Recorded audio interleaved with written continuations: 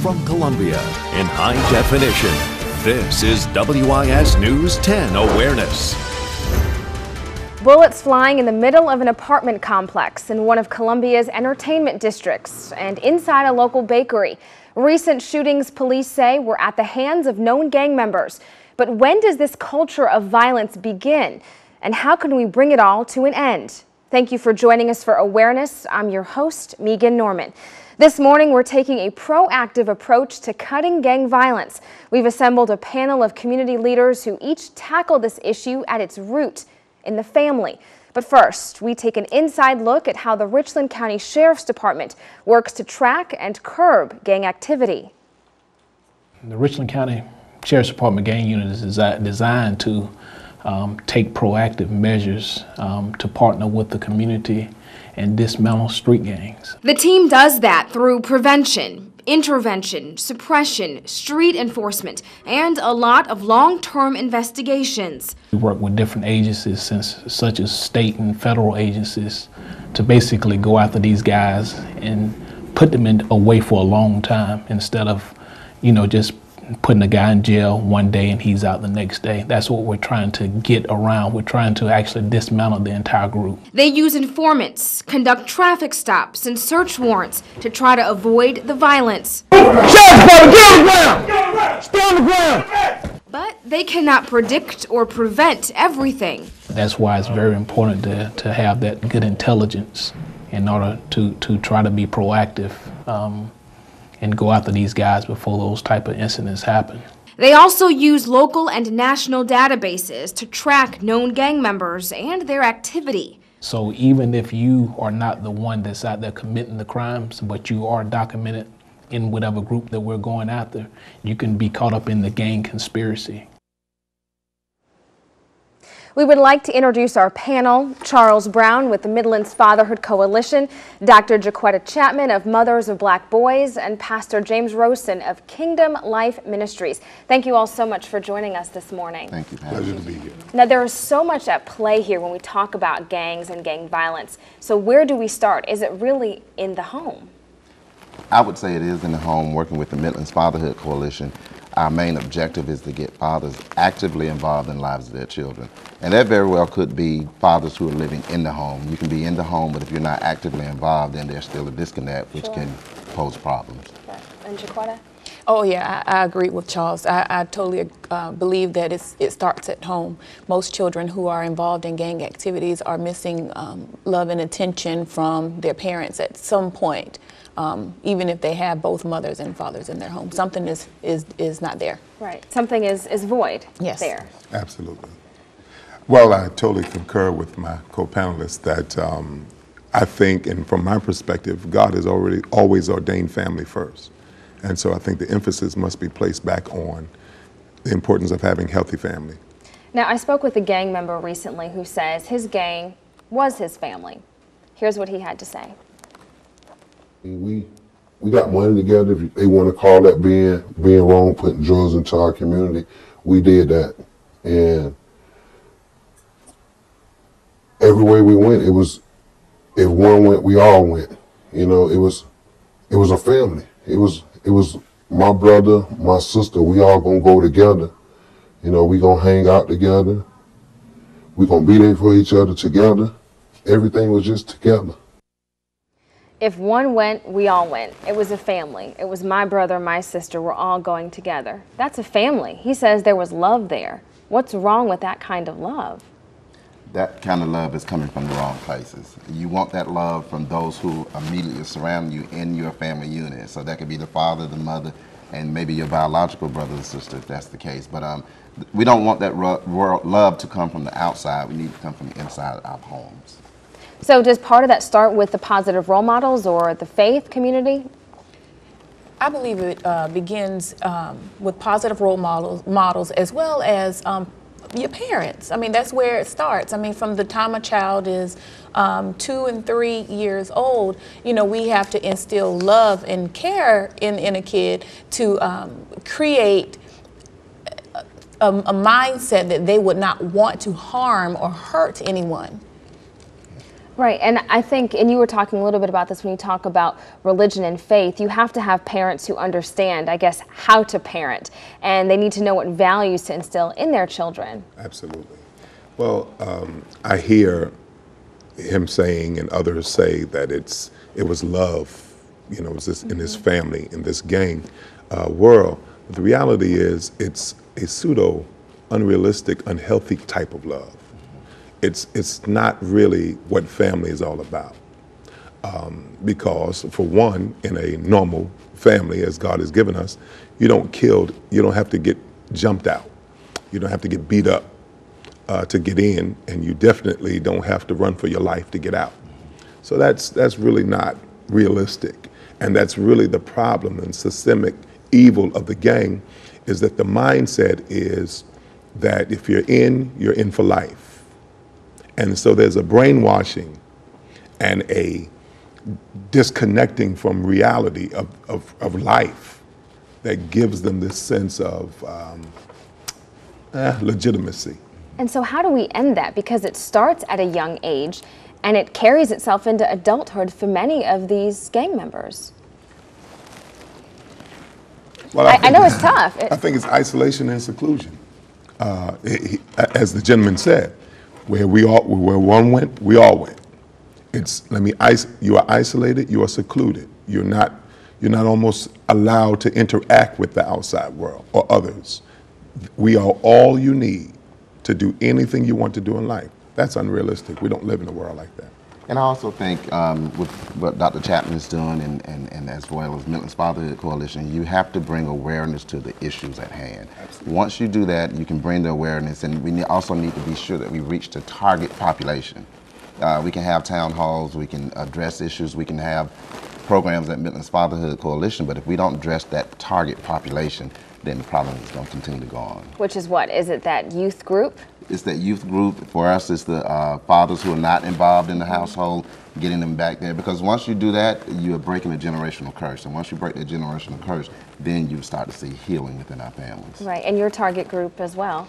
Absolutely. We reach out to moms. We reach out to moms and sons. What we try to do is provide resources and opportunities for moms to get the support they need from various entities and agencies that might help combat some of the issues they are experiencing when there is an absent father in the home, or if there is a stepfather. We're trying to deal more with co-parenting and bring in both stepmom, stepfather, father, mother, everyone that's involved in that child's life together as a collective body and not individuals to address the needs of the kid. Right. Whether it's blended family, single parent, it doesn't matter. It does not matter. We have to all be on the same page. Absolutely, absolutely. That's what our children are missing, and that's why they're joining gangs. And even though they feel as if it's a family and they're getting this love and attention from someone outside of their immediate family, it's like Pastor ROWSON said, it's pseudo, it's false, it's not real. It doesn't make sense if they are doing things that are harming the community and harming each other. Now, if they were a part of a fraternity or a part of a sorority or a social group that's doing something positive and trying to bring healing, such as jobs and education, opportunities and things like that, then that would be, that's different. These positive groups that help to rechannel that love. Right. Redirect that. Right. All right, well, we have just begun this conversation, so stay with us. When we come back on Awareness, we are going to continue the conversation with our panel on finding solutions to ending gang violence. Stay with us. At my age, we go to jail. Some of us do stuff that we should go to jail for. Some of us make honest mistakes. But we let out of prison or jail, instead of us getting help, we already got one strike on us that once it discouraged me from getting a job, my one discouragement going to discourage 50 people, and if 50 people discouraged thousands and thousands of people from getting a job. In order to attack this gang problem, we need to start young, and we need to change the thought pattern of some of these kids. We need to change the way they think. Investigator Kelvin Griffin helps track known gang members for the Richland County Sheriff's Department. He also counsels kids who seem to be headed down the wrong path. You're too good of a child, man. Y'all, both of y'all boys ain't bad. Y'all just need to learn some discipline. That's all it is. While each gang member may be different, along with his or her reason for joining, Griffin says often the core need is the same. Most of the time with these kids, what they're doing is just looking for acceptance. And it's not the point that they want to get in the gang to be killers. They just want to get in there to be accepted in something that's bigger, you know, to fit that part of life that they're missing. There are different programs within Richland County to help deter, intervene, and rehabilitate. Think it's a game if you want to. This ain't no game. This your last straw. 1, 2, 3. 1, 2, 3. 1, 2, 3. You know, it doesn't start just putting gang members in jail all the time. We got to start with a pattern. We got to go back. And let's start a little bit earlier in life. Welcome back to Awareness. When we talk about gangs, crime is a topic that goes hand in hand. Of course, not all criminals are gang members, and some gang members may argue they're not all criminals. But erasing that past when you have a criminal record can be hard. As we just saw, there are people at work against gangs and crime, and there are programs mainly for youth to help deter them from that lifestyle. But what about those who have already gotten tied up in the system? Is there redemption or hope for a new start? We're here continuing our conversation with our panel, Charles Brown, Pastor James ROWSON, and Dr. JACQUETTA CHATMAN. Thank you guys for sticking with us. Now, I spoke with a gang member earlier, as we heard, and one of his concerns is that he has a criminal record, and that makes it harder for him to get a job. Here's a little bit more about what he had to say.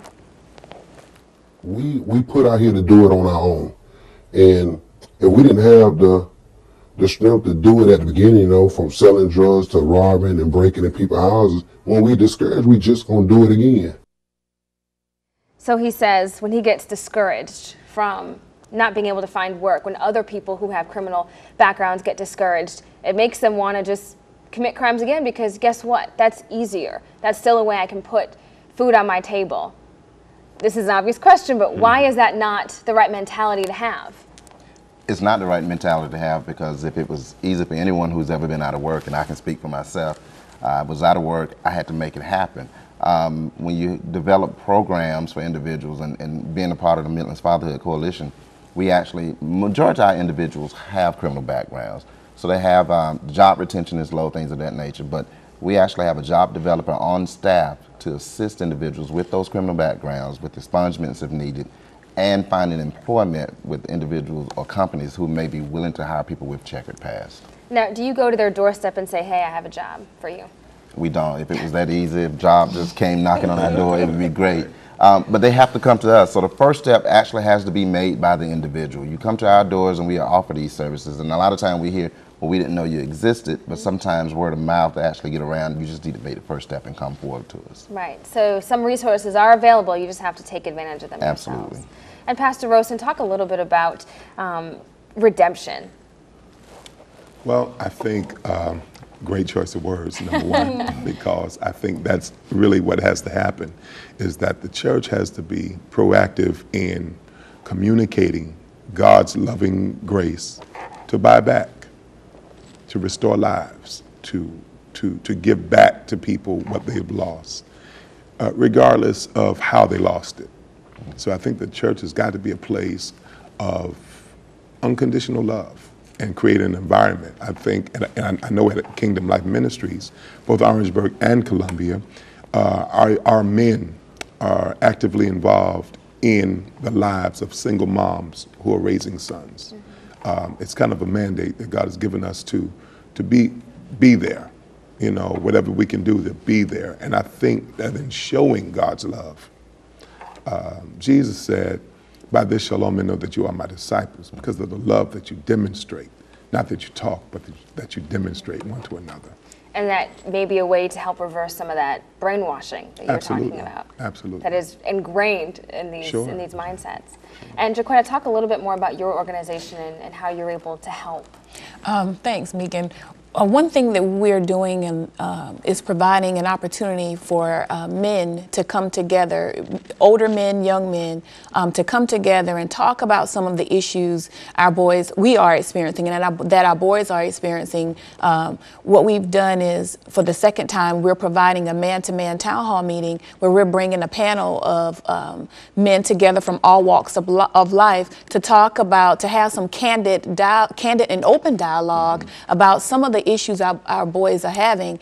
And I think it would be a great opportunity for those that are interested, or just if you're not interested but you're curious, come on out and hear about what's going on, and then also take advantage of some of the opportunities that are available. Midlands Fatherhood Coalition is a part of this town hall meeting, as well as other organizations, the 100 Black Men, Concerned Black Men. We're bringing all of these organizations together to pool our resources and be able to provide some of them to, or all, whatever we have, to anyone who needs it. So I think by us providing these town hall meetings, doing seminars here and there, and just making ourselves available to whomever needs it is going to be key. But they're going to have to come out. They're going to have to come out, because I don't know where to find them. Right. Well, I think that's a really great idea, because the gang member I spoke with felt like people don't understand. But if you have others who are there who've been through the same life path, then maybe there can be some understanding and some redemption, or at least a path to that. And no one will be judged. You know, these town hall meetings are for men only. Women are not, even though we are kind of hosting this thing, we're not talking. We're allowing men to come together, boys to come together and talk about some of these issues. We've worked with the Columbia Police Department Operation Risk Program, and what I've noticed on a number of occasions, most of the boys have said they don't have a father, or my dad doesn't care about me, or no one likes me, or either, you know, that's why I joined the gang, because I don't have anybody, so I reach out to these other people. Well, what parents need to do is come together. Men need to be serious, and they need to take serious the actions of these children and have some conversations about it. And if there's an absent father, truly we can help fix that problem by having these young men come out. At the last town hall meeting, we had one young guy who has since that meeting gained a support group for himself. That's great. Yes, he has a number of people that have been in his ear constantly since the town hall meeting, and continuing to provide job opportunities to him, and just counsel to him free. Well, you know, I think the point is having that consistency, having those positive role models. And this conversation can go on for hours, I know. Thank you all so much for joining us. I appreciate all the insight. Thanks, Megan. Well, it's a disturbing fashion trend, sagging pants. Do they send the message that the person wearing them is into criminal activity? Well, when awareness returns, we'll talk to a student who is on a mission to get his peers to pull up their pants.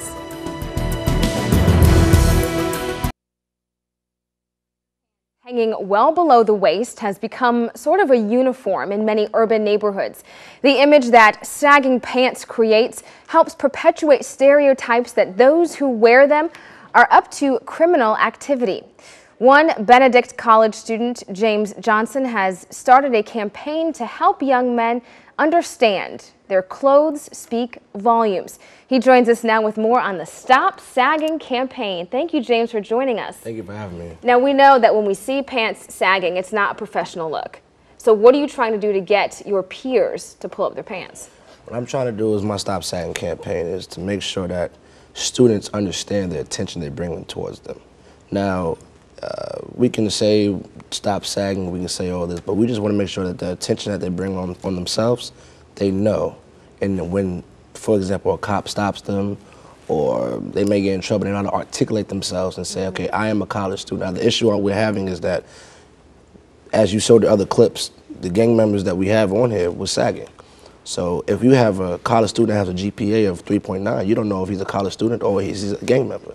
So we have to stop criminal profiling. So how do we stop criminal profiling? Let's get the young men to pull their pants up. They may be saying, well, hey, this is my individuality. You, police, stop criminally profiling me because this is how I express myself. It's a natural reaction. I mean, I mean, it's a natural reaction to sit there and judge somebody from the outside appearance. I mean, how can a cop get to know somebody and know he's a gang member? They have to go off a criminal profile. They have to look at something. In my senior thesis, which is my case study, which is my Stop Sagging campaign, there were sources that I had that it's legal in different states that they have to legally criminal profile somebody that is sagging in their neighborhoods and the city blocks. And finally, why is it so important that you get this message across and not just tell people about it, but have them do some action along with it? It's important because you just want to know the attention. I can't focus hard enough on the attention you're bringing on yourselves.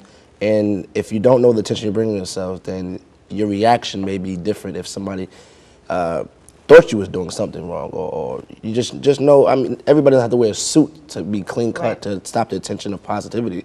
We just want them to know this is the attention you're bringing yourself. Make a choice now. If you want to pull your pants up, okay, do it. If you don't, just know that you will be criminal profiled, and please make sure you understand this. All right. Well, thank you, James, so much. We know you have a Facebook page where people can get more information. I have a Facebook and Instagram page, StopSagging_BC. Got it. Thank you for joining us. Thank you. We'll be right back with a final thought.